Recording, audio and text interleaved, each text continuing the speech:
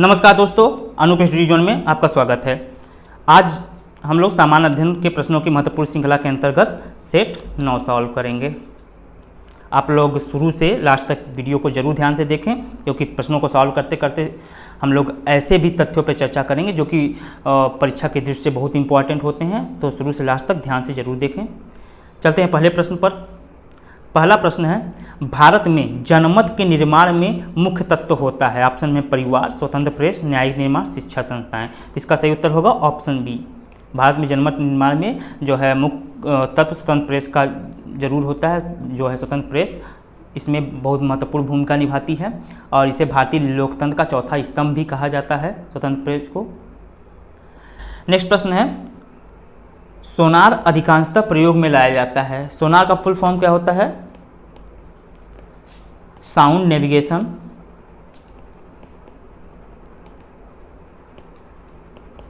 And ranging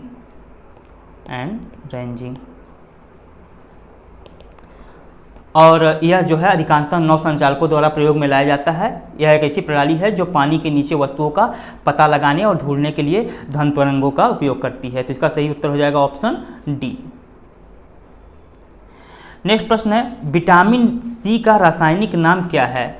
तो vitamin C का रासायनिक नाम क्या है? एस्कॉर्बिक अम्ल। एस्कॉर्बिक अम्ल जो है विटामिन सी का रासायनिक नाम है।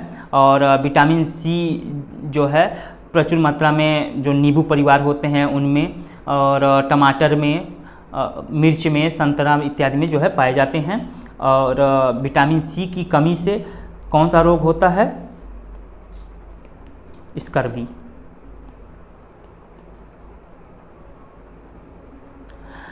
हम कमरे में सूर्य का प्रकाश पाते हैं। जो कमरे में सूर्य का प्रकाश आता है हम किसकी वजह से पाते हैं? तो इसका सही उत्तर होगा ऑप्शन ए, प्रकीर्णन। प्रकीर्णन के वजह से, जैसे बाहर सूर्य का तो प्रकाश होता है लेकिन हर तरफ बंद होने के बावजूद भी सूर्य का प्रकाश कमरे के अंदर प्रवेश कर जाता है, उजाला सा दिखाई देता है। तो वह जो है प्रकीर्णन के जो प्रकाश के प्रकीर्णन की वजह से दिखाई देता है। नेक्स्ट प्रश्न है, बिजली का सबसे उत्तम चालक निम्नलिखित में से कौन सा है?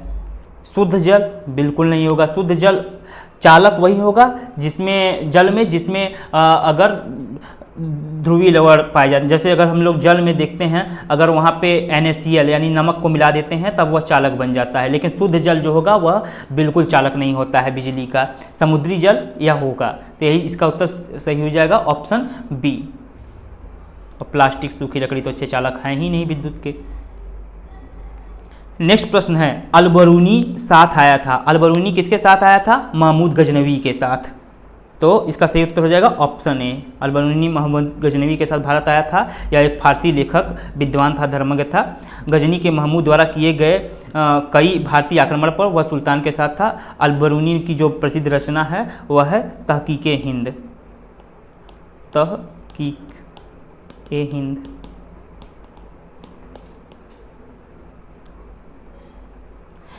धौली स्थित है। धौली जो है यह उड़ीसा के पुरी जिले में स्थित है और यहाँ से 3 छोटी पहाड़ियों की एक श्रृंखला पर लेख जो है खुदे मिले हैं, जिनका पता 1837 में कीटों ने लगाया था।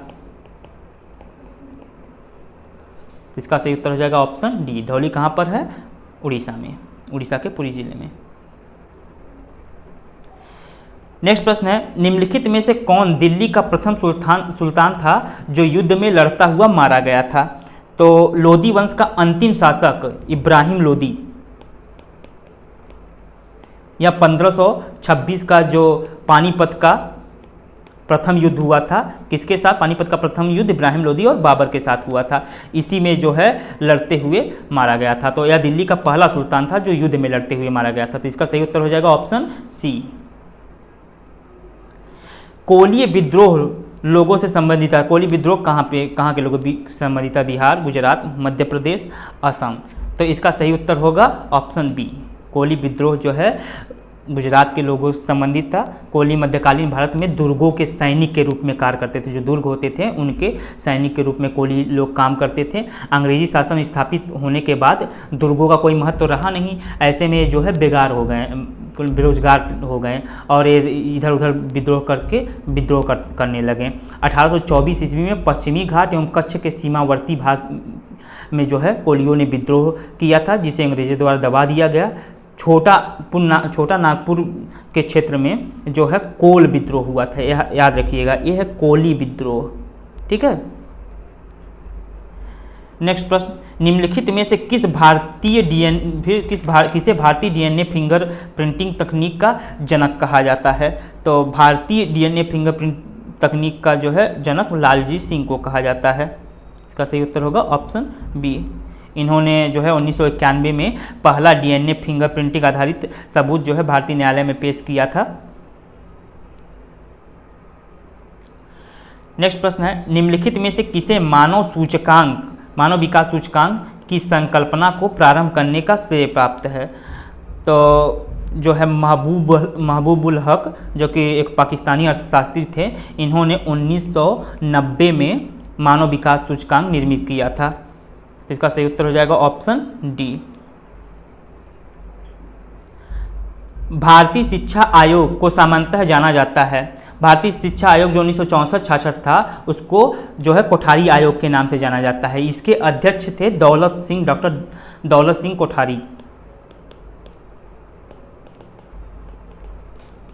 कोठारी। और यह आयोग भारत का पहला ऐसा शिक्षा आयोग था जिसने अपनी रिपोर्ट में सामाजिक बदलाव को ध्यान में रखते हुए कुछ ठोस सुझाव दिए। तो इसका सही उत्तर हो जाएगा ऑप्शन बी। नेक्स्ट प्रश्न है, भारत के मुख्य निर्वाचन आयुक्त की नियुक्ति कौन करता है? तो भारत के मुख्य निर्वाचन आयुक्त की नियुक्ति कौन करता है? राष्ट्रपति। इसका सही उत्तर हो जाएगा ऑप्शन बी। इसका कार्यकाल 6 वर्ष या 65 वर्ष, जो भी पहले पूरा हो, 6 वर्ष का होता है। अगर 65 वर्ष पहले पूरा हो गया तो 6 वर्ष से कम ही। निम्नलिखित राज्यों में किसमें वनों के अंतर्गत सर्वाधिक क्षेत्रफल पाया जाता है? तो वनों का सर्वाधिक क्षेत्रफल किसमें पाया जाता है? मध्य प्रदेश में। जो भारत वन स्थिति रिपोर्ट 2019 आई है, उसके अनुसार क्षेत्रफल की दृष्टि से सर्वाधिक जो है वनावरण मध्य प्रदेश में लगभग 77,482 वर्ग किलोमीटर। और उसके बाद पहले नंबर पे मध्य प्रदेश है, और उसके बाद दूसरे नंबर पे अरुणाचल प्रदेश, तीसरे पे छत्तीसगढ़ और चौथे पे जो है उड़ीसा है। नेक्स्ट प्रश्न, सिंधु की निम्नलिखित सहायक नदियों में कौन पाकिस्तान से होकर नहीं बहती है? तो ब्यास जो है या पाकिस्तान से नहीं होकर बहती है, बाकी रावी और सतलज और चेनाबे तीनों नदियां जो है पाकिस्तान से बहती हैं, जबकि ब्यास नदी इसका उद्गम जो है हिमाचल प्रदेश के रोहतांग दर्रे से होता है और यह कुल्लू घाटी से बहते हुए दक्षिण की ओर बहती है और पंजाब में भारतीय सीमा के पहले ही यह जो है ब्यास सतलज नदी में मिल जाती है और पाकिस्तान में यह नहीं बहती है। तो इसका सही उत्तर हो जाएगा ऑप्शन बी। नेक्स्ट प्रश्न है, निम्नलिखित राज्यों में कौन भारत में लौह अयस्क का बृहत्तम उत्पादक है? लौह अयस्क का उत्पादन सबसे ज़्यादा कहाँ पे होता है? तो इसका सही उत्तर हो जाएगा ऑप्शन ए, उड़ीसा। उड़ीसा में सबसे ज़्यादा उत्पादन होता है। 2017-18 में जो नवीनतम डाटा है मिनरल ईयर बुक 2017-18, उसमें उड़ीसा 1,02,177 टन के साथ जो है पहले नंबर पे था उत्पादन में, और दूसरे नंबर पे था छत्तीसगढ़, और तीसरे नंबर पे कर्नाटक और चौथे नंबर पे झारखंड। तो इस प्रकार इसका सही उत्तर होगा ऑप्शन ए। निम्नलिखित नगरों में कौन गंगा के दाहिने तट पर स्थित नहीं है? तो पटना जो है दाहिने तट पर स्थित है, हरिद्वार भी दाहिने पर है, वाराणसी दाहिने तट पर स्थित नहीं है, कानपुर भी दाहिने तट पर स्थित है। इसका सही उत्तर होगा ऑप्शन सी। वाराणसी जो है गंगा के बाएं तट पर स्थित है और वाराणसी में गंगा को इसीलिए उत्तर वाहिनी कहा जाता है, उत्तर वाहिनी।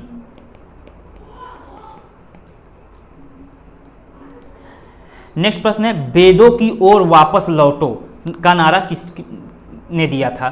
तो वेदों की ओर वापस लौटो का नारा स्वामी दयानंद सरस्वती ने दिया था। इसका सही उत्तर हो जाएगा ऑप्शन डी। और इन्होंने ही जो है आर्य समाज की स्थापना की थी। आर्य समाज की स्थापना भी स्वामी दयानंद सरस्वती ने ही की थी। और इनकी जो एक प्रसिद्ध रचना है सत्यार्थ प्रकाश, इसका भी नाम याद रखिएगा। सत्यार्थ प्रकाश जो है स्वामी दयानंद सरस्वती की प्रसिद्ध रचना है। नेक्स्ट प्रश्न है, गदर पार्टी के संस्थापक का नाम बताइए।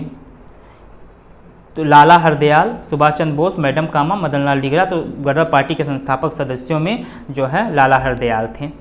और सोहन सिंह भाखना हालांकि थे उनके संस्थापक अध्यक्ष। गदर पार्टी के संस्थापक अध्यक्ष सोहन सिंह भाखना थे, तो ऑप्शन में दिया नहीं हुआ है। यहाँ पे लाला हरदयाल भी संस्थापक सदस्यों में थे, तो इसका सही उत्तर हो जाएगा ऑप्शन ए।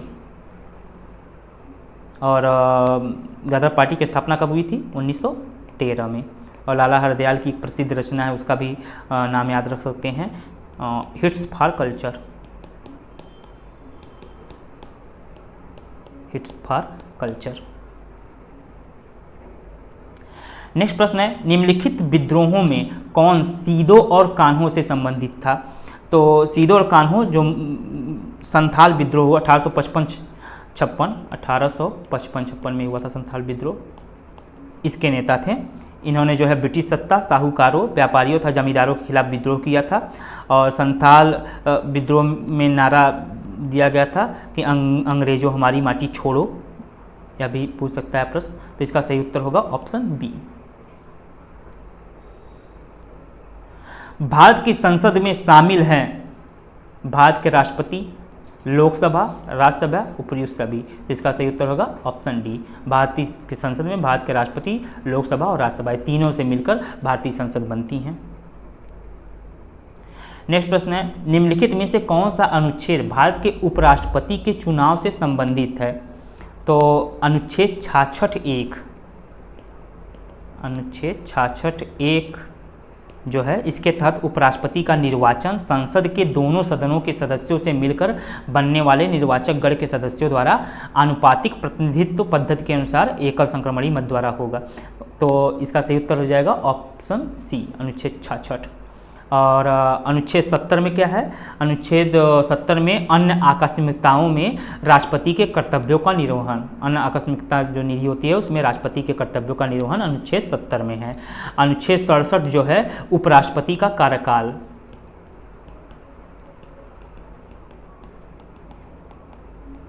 और अनुच्छेद 64 में उपराष्ट्रपति राज्यसभा का जो पदेन सभापति होता है उसका उल्लेख अनुच्छेद 64 में है। नेक्स्ट प्रश्न है, निम्नलिखित में से कौन सा वक्तव्य सही नहीं है? ईमेल इलेक्ट्रॉनिक मेल को संदर्भित करता है, तो यह सही है। www वर्ल्ड वाइड वेब को संदर्भित करता है, यह भी सही है। CPU कंट्रोल प्रोसेसिंग यूनिट को संदर्भित करता है, यह गलत है। CPU कंट्रोल प्रोसेसिंग यूनिट नहीं होता है, बल्कि इसका जो होता है सेंट्रल प्रोसेसिंग यूनिट।